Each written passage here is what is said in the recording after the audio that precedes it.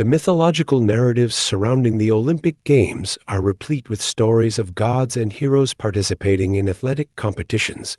The ancient site of Olympia in the Peloponnese is not just the birthplace of what we know today as the Olympic Games, but it is also steeped in mythology and stories that explain how these games began.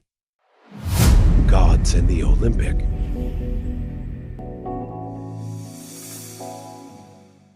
Founded in the 8th century BC, Olympia is home to several myths and legends that reflect the deep connection between the gods and this ancient athletic tradition. During the time of the ancient games, their origins were attributed to the gods, and competing legends persisted as to who actually was responsible for the genesis of the games. Zeus, the king of the Greek gods, held a central place in the mythology of the Olympic Games. The games were originally established to honor Zeus, and Olympia, where the games were held, was a sanctuary dedicated to him. The oldest myth about the origin of the Olympic Games concerns the dactyl Hercules. The dactyls were a mythical race of beings from Crete Island, associated with metalworking and credited with teaching mathematics and the alphabet to humans. According to myth, the leader of these dactyls, Heracles, founded the Olympic Games to entertain the newborn Zeus when he was hidden there from his father, Cronos. In another version, after the young and powerful Zeus left his hiding place on Crete, he fought and defeated his father Cronos in the Peloponnese. To commemorate his victory, Zeus declared that games should be held in his honor every 4 years. The sanctuary housed a massive statue of Zeus, one of the 7 wonders of the ancient world, symbolizing his divine presence and the religious essence of the games. The altar of Zeus in Olympia was made from the ashes of the sacrifices offered to him, further emphasizing the deep religious significance of the event. If you're enjoying this journey, don't forget to subscribe and share your thoughts in the comments below.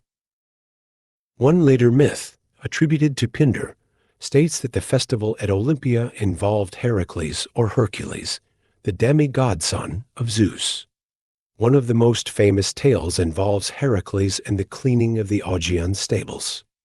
As one of his 12 labors, Heracles was tasked with cleaning King Aegeus' stables, which housed thousands of animals and had not been cleaned for years. Heracles accomplished this seemingly impossible task by diverting to rivers to wash out the filth. However, when King Aegeus discovered that Heracles was performing the task as part of his labors, he refused to pay the promised reward and banished Heracles. Heracles later returned, overthrew the king with the help of Zeus, and dedicated the Olympic Games to honor Zeus. Another foundational myth involves King Enemos of Pisa and his daughter Hippodamia. Enemos lived in fear of a prophecy that he would be killed by his son-in-law. To prevent this, he challenged Hippodamia's suitors to a deadly chariot race.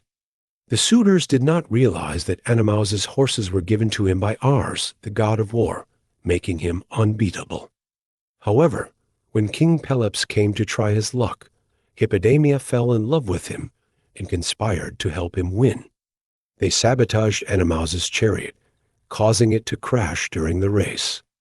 Enemos was killed, fulfilling the prophecy, and Pelops married Hippodamia. In honor of this victory, Pelops established the Olympic Games, which were held every 4 years. From ancient to modern, the historical background of the Olympic Games is as fascinating as its mythological origins. The first recorded Olympic Games took place in 776 BCE. These early games were markedly different from today's global spectacle, focusing primarily on athletic competitions among Greek city-states. Held in Olympia, the event was centered around a religious festival dedicated to Zeus. The ancient Olympics continued for nearly 12 centuries until Emperor Theodosius I decreed their cessation in 393 CE as part of his efforts to promote Christianity over pagan traditions. The Games lay dormant for over a millennium until their revival in 1896, spearheaded by Pierre de Coubertin, who aim to promote peace and unity through international competition.